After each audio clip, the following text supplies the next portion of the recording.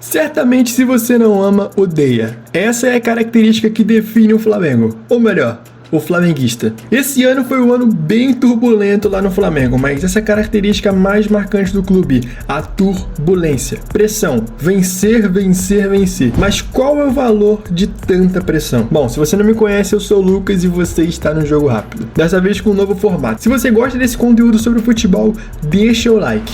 Então bora lá. O ano de 2024 lá no Ninho do Urubu certamente não foi fácil. Com inúmeras cicatrizes deixadas por 2023, o ano começa com muitas expectativas. E logo de cara, o Flamengo começou bem, com a campanha sensacional do Campeonato Carioca. O trabalho de Adonel Abarque certamente estava apresentando seus frutos. E a fase sensacional do Pedro, os dribles do Cebolinha e a revelação Luiz Araújo certamente marcaram o início do ano. Até então as contratações foram Nicolas de la Cruz, Matias Vinha e Léo Ortiz. Tudo ia muito bem, até que um problema surge no Ninho do Urubu. Ou melhor, um problema ressurge, que depois de praticamente um ano, 2023 ainda deixava suas marcas. A primeira polêmica envolvendo Gabigol começou.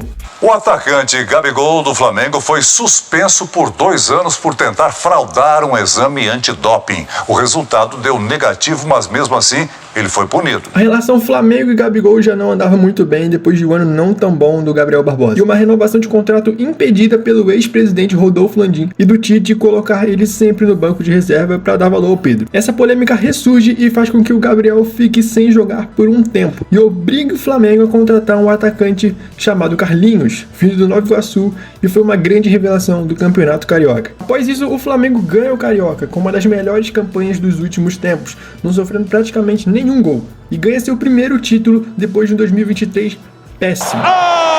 Apita Bruno Mota Correia! Flamengo, campeão carioca de 2024! O desempenho do Flamengo não era tão bom, mas mesmo assim avançava no Brasileiro pelo seu elenco. Na Libertadores a história era completamente outra. O Flamengo só ganhava em casa e quando ia disputar fora sofria bastante. O problema é esse também herdado de 2023, já que a última vitória fora de casa foi na Libertadores de 2022, contra o Vélez naquela campanha vencedora. Isso causou a primeira derrota do time, sendo contra o Bolívar na altitude. Mas isso não causou muito alarde, já que os times basicamente têm muita dificuldade lá na altitude. No início da campanha da Copa do Brasil, o Flamengo teve um jogo trincado contra o Amazonas, que ganhou por apenas 1-0 na ida e o mesmo placar na volta, com jogos muito parados e truncados, mesmo tendo uma enorme diferença entre elenco, o que criou um clima de cobrança e de confiança, sendo assim a primeira vaia do Tite em pleno Maracanã. Hoje, adivinha, vamos criticar o Tite. Mas é claro que eu vou criticar o Tite. Ou não? Não.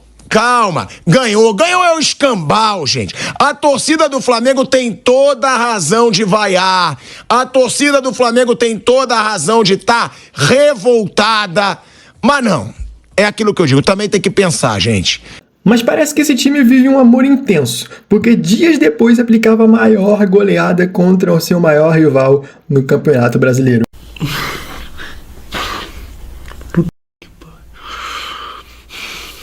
Eu não sei nem por onde começar. 6-1 contra o Vasco fora o baile, e em falar em baile...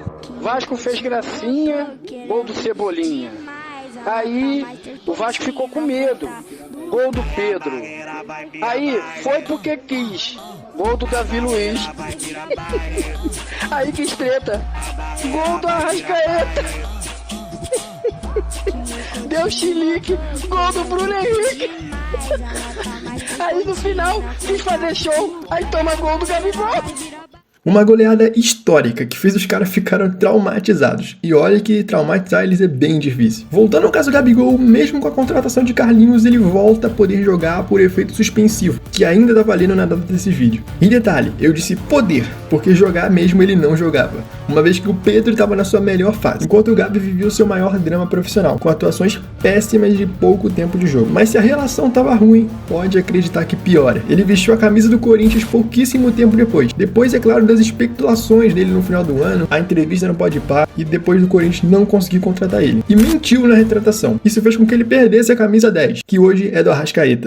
Depois disso veio a melhor fase do Flamengo do Tite, a Copa América, que o time perdeu quase todos os seus titulares. Sim, Isso é contraditório, mas é real. Eu acredito que isso prova a maior maldição do Flamengo, a pressão extrema. Toda essa turbulência que contorna o clube, já que sem os melhores jogadores, a pressão por vitórias era menor, e com isso o desempenho subiu. Isso durou pouco, foram cerca de 10 jogos, e depois que a maioria dos jogadores voltaram, o pesadelo do Tite só estava começando. Todos os jogadores já tinham retornado contra o Cuiabá no Maracanã, mas o jogo parado, sem graça, diferente dos anteriores e parecido com aquele Flamengo apático do jogo contra o Amazonas, que eu tinha falado. Essa palavra talvez defina o Flamengo do Tite daqui pra frente, apático. Logo depois, derrota contra o Fortaleza, que tirou momentaneamente a liderança. Dito isso, o Flamengo vai para as oitavas com o Palmeiras e ganha a ida, fazendo um grande jogo e... Noite de show no Maracanã!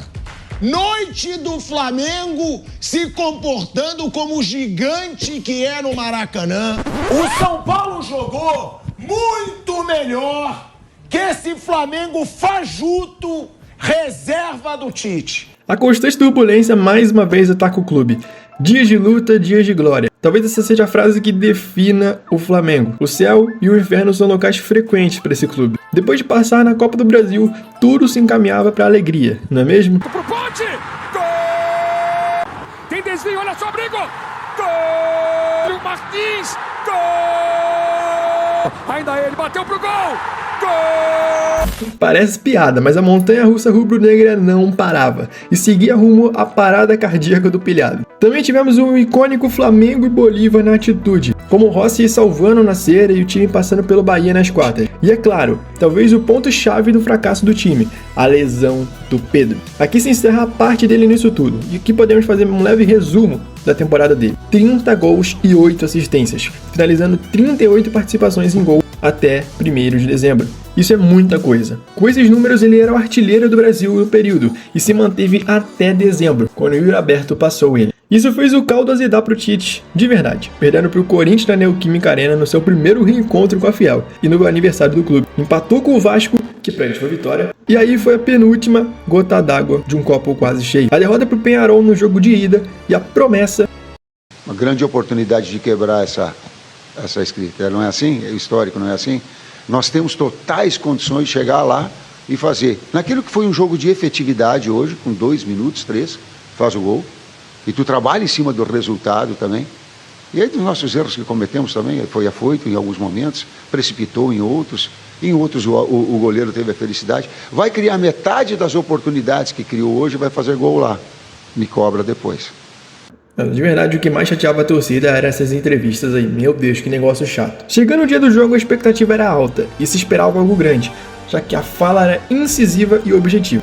Mas nada aconteceu. Por mais que o time jogasse, a bola não entrava e a tensão seguia. Até que isso estourou no Flamengo eliminado. Uma campanha vazia, com jogos ruins. Essa era a Libertadores do mais querido do mundo. Com isso chega ao fim a era Tite e se inicia a era Felipe Luiz. E se no jogo contra o Corinthians tudo se acabou pro Tite, contra o Corinthians uma história começa. Com táticas à la Jorge Jesus, o Filipinho impressiona a torcida e a mídia. E a partir daí, pela primeira vez, as turbulências se estabilizaram. E o avião do piloto Luiz seguia rumo à glória. Mesmo com uma pedrinha chamada Fluminense, o time não se abalou e seguiu rumo ao título da Copa do Brasil.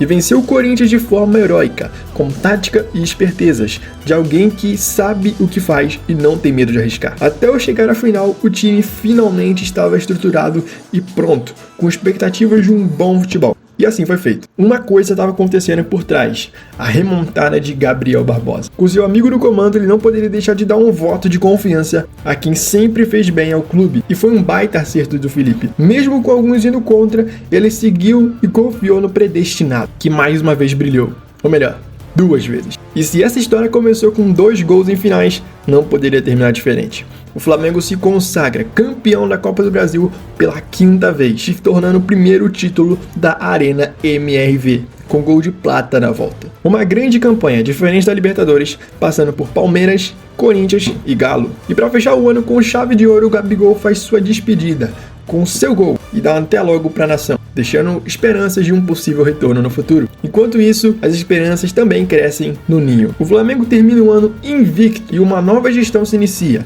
Luiz Eduardo Baptista, o BAP, com a promessa de um futebol profissional, com novos gestores, presidentes e com um novo scout. E você, acha que o Flamengo tá em boas mãos? Escreve aí embaixo. Esse é o começo de uma série de vídeos que eu pretendo fazer esse ano para revolucionar esse canal que tá parado há um tempo. Então deixa o like se você gostou e se inscreve se você quer mais desse conteúdo sobre futebol. É isso, gente. Jesus te ama e até a próxima.